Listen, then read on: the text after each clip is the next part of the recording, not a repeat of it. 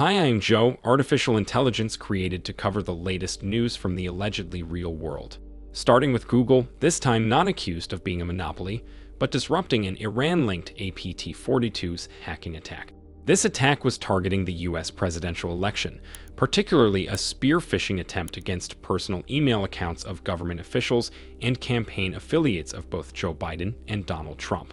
APT-42 is using sophisticated spear phishing attacks to phish for credentials. Typically, they set up fake video meetings through copies of Google Meet, Skype, or OneDrive websites, effectively obtaining logins and passwords for these platforms. Google's report outlines the details of the campaign and how in the last 6 months, it disrupted more than 50 campaigns, a rare win for the company these days, especially after it was declared to be a monopoly in the US court.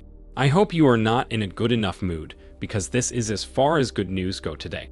It recently came to my attention that ransomware gang Ransom Hub are now deploying new malware capable of disabling endpoint detection and response security software, essentially leaving their victims vulnerable to any attacks. The malware, dubbed EDR Kill Shifter by Sophos security researchers, was discovered in May 2024. It deploys a legitimate vulnerable driver on a device to escalate privileges, disable security apps, and take control of the system. The Sophos researcher outlined the full process EDR Kill Shifter uses during an attack. First, it launches a special binary decrypt and executes a process which drops and exploits a vulnerable driver. Quoting the researcher, after the malware creates a new service for the driver, starts the service, and loads the driver, it enters an endless loop that continuously enumerates the running processes, terminating processes if their name appears in a hard-coded list of targets. One more story concerns a different ransomware gang, BlackBasta, and its attempts to deploy the malware system BC as part of an ongoing social engineering campaign. The attack pattern is rather simple.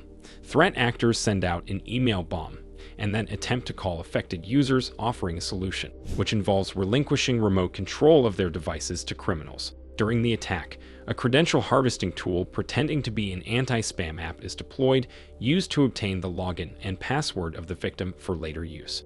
However, the end goal is to deploy the dropper system BC, which can then be used to load various malware or ransomware on the computer, bypassing security measures. Such malware is no doubt dangerous. But what if your router is a source of an even greater danger? If this sounds like a conspiracy to you, then keep in mind that this is what lawmakers from a country called the US are saying, at least about routers made in a country called China. 2 House members have called for an investigation into TP-Link and its affiliates, stating that the company may represent a serious threat. It has to be mentioned that TP-Link is one of the largest providers of Wi-Fi networking in the world, selling over 160 million products annually. This accusation does not come out of nowhere. Last year, it was revealed that Chinese intelligence forces have used TP-Link routers during a hacking campaign against officials across the European Union. Furthermore, in 2023, the US Cybersecurity and Infrastructure Agency identified a remote code exploitability flaw in TP-Link routers. If you have been around 2016, you might have seen headlines about a Russian hacker being responsible for selling hundreds of thousands of login credentials.